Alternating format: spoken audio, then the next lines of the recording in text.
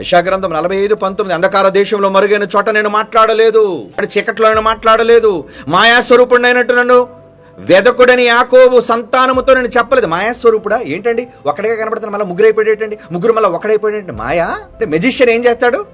3 పావురాలు చేస్తాడు, 1 పావురం చేస్తాడు. 1 పావురం నుంచి 3 పావురాలు చేస్తాడు. 1 రుమాలోంచి 10 రుమాలు చేస్తాడు. 10 రుమాలు 1 రుమాలుగా చూపిస్తాడు. ఏంటిది? మాయా, మ్యాజిక్ అంటారు దాన్ని. బట్ దేవుడు మాయా స్వరూపి కాడు. మాయ ఆయనలో లేదు. ఎందుకు ప్రజలను మాయ చేయాలి? ఆయన ముగ్గురుగా ఉంటే ముగ్గురుని చెబుతాడు. ఆయన ఒక్కడిగా ఉంటే ఏమిటి? బైబిల్లో ఈ ఒక్క మాట రాయలేడా నాయన? మీరందరూ అనుకుంటున్నట్లుగా నేను ఆయా కాలాలలో ముగ్గురు దేవుళ్ళుగా కనిపించే ప్రత్యక్షపరచబడిన ఒకే దైవం ఒక్క మాట రాసేస్తే చాలండి బైబిల్లో. ఒప్పేసుకుందాం, మనం అంతా ఒప్పేసుకుందాం.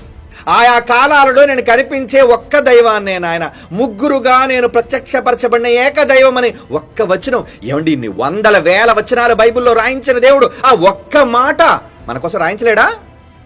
అది నిజమైతే కదా రాయించడానికి. ఒక అబద్ధాన్ని ఎలా రాయిస్తాడు? కానీ వీళ్ళు అబద్ధములోనే ఉన్నారు. ఇంకా అబద్ధం.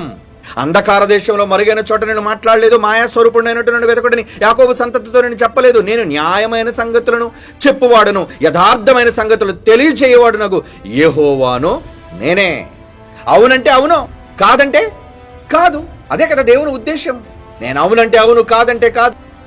ముగ్గురుగానే ఆయన ప్రారంభం నుంచి మనకు చూపిస్తూ స్పష్టమైన మాటలను బైబిల్లో వ్రాయిస్తూ ఉన్నాడు.